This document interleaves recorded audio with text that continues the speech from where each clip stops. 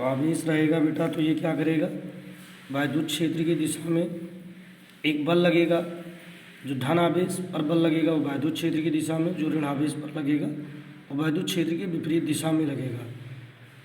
अब क्या होगा कि अगर θ1 पर है और एक अल्प कोण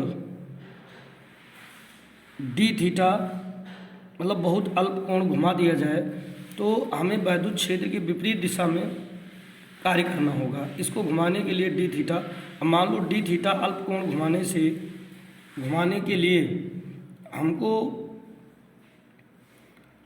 मतलब एक अल्प कार्य करना पड़ता है जो dθ है, तब हमारे द्वारा किया गया कार्य, वैद्युत द्विध्रुव को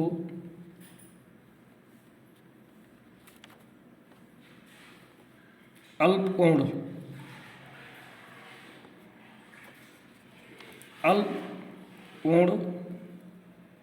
dθ घुमाने में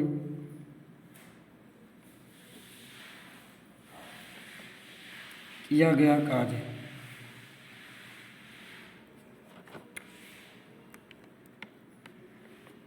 एक कार्य बराबर होता है मेरा W बराबर FD cos थीटा।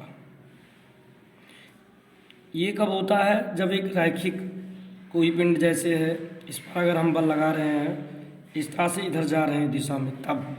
लेकिन जब किसी पिंड पर मतलब बल आघूर्ण लगता है, बल आघूर्ण जैसे ये देखो, किसी एक केंद्र के चारों तरफ वैद्युत द्विध्रुव घूम रहा है, तो बल आघूर्ण को हम लोग टो से प्रदर्शित करते हैं।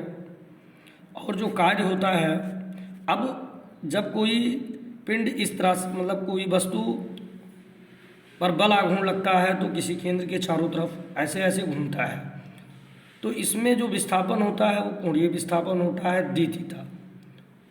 इसमें जो विस्थापन होता है dθ, और जो इसमें बल लगता है उसको हम लोग बल आघूर्ण कहते हैं, और t होता है।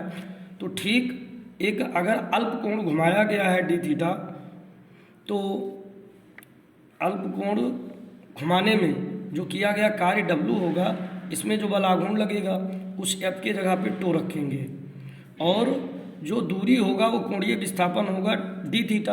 तो इसीलिए बेटा हम लोग लिखेंगे dθ। इसीलिए वैद्युत द्विध्रुव को अल्प कोण dθ घुमाने में किया गया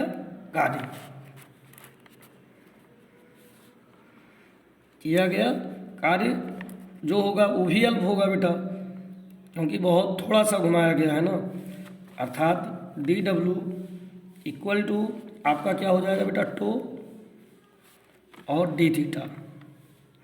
अब एक समान बाह्य वैद्युत क्षेत्र में जब किसी वैद्युत द्विध्रुव को रख दिया जाता है, तो उस पर जो बल आघूर्ण लगता है टो बराबर, वो होता है बेटा PE sin थीटा।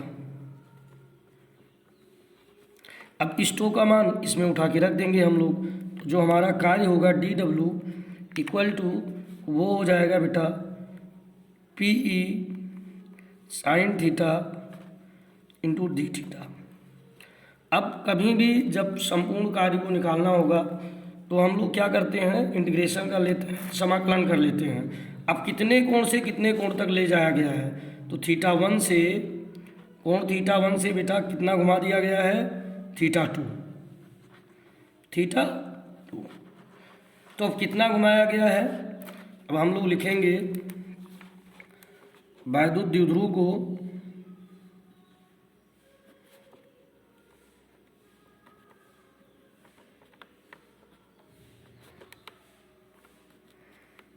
θ1 से θ2 तक घुमाने में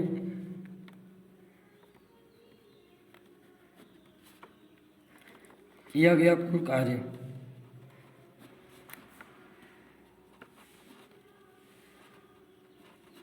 अब संपूर्ण कार्य निकालने के लिए बेटा हम लोग इसका समाकलन करेंगे, कहाँ से, θ1 से स्टार्ट करेंगे और θ2 तक जाएंगे, मतलब जो लोअर लिमिट है वहाँ से स्टार्ट करेंगे और अपर लिमिट तक जाएंगे।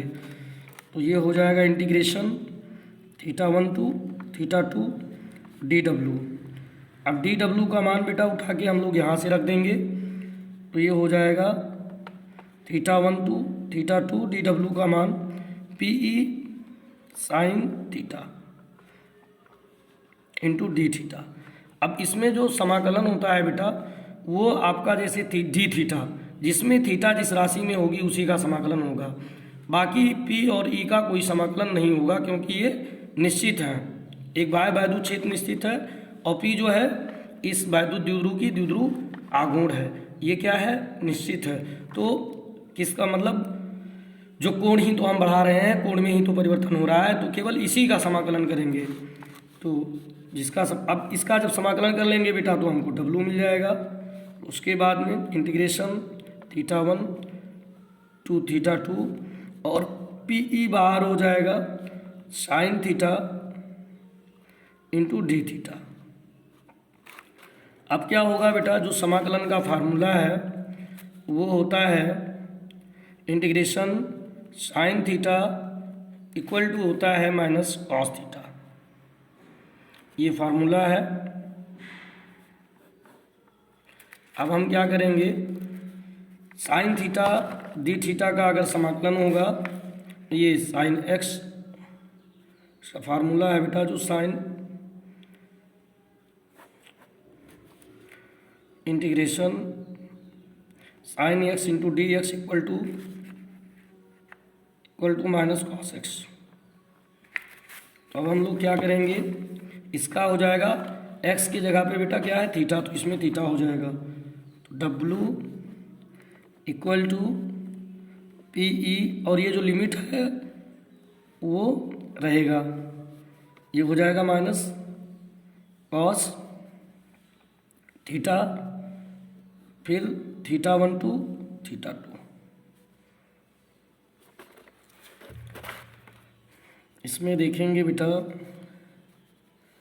अब क्या होगा, ये थीटा में जो अपर, इसको अपर लिमिट बोलते हैं, इसको लोअर लिमिट। अपर लिमिट में इस थीटा की जगह पे एक बार थीटा टू रख देंगे और उसके बाद में फिर माइनस लगाएंगे और उसके बाद में फिर थीटा वन रख देंगे।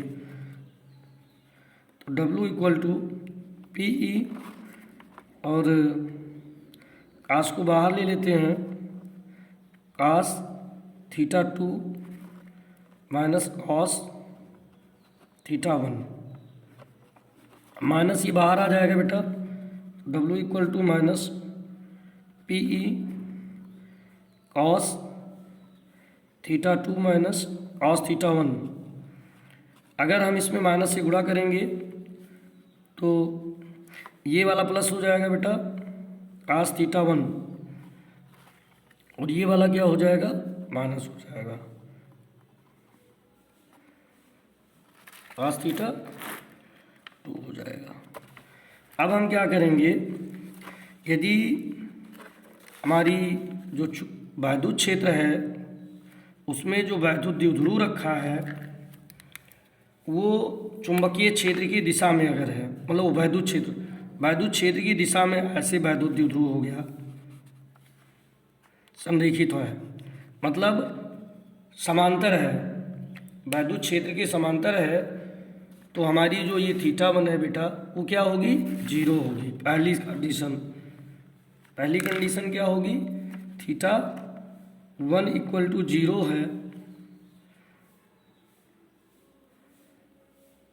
तब तथा थीटा टू जो है वो थीटा है, तब इस स्थिति में क्या होगा, मतलब थीटा जीरो से था और जीरो से घुमा दिया जाए जितने भी अंश, तब इस शर्त में क्या होगा, हम यहाँ जीरो रख देंगे बेटा, डब्लू equal to p e cos zero minus हमारा हो जाएगा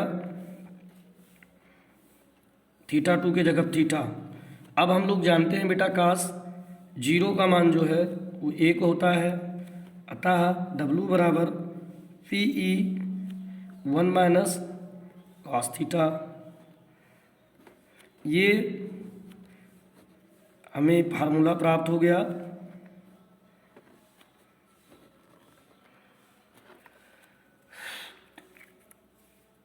बेटा डब्लू है जब हम एक बाह्य वैद्युत क्षेत्र में एक वैद्युत द्विध्रुव आघूर्ण को रख देते हैं तो इस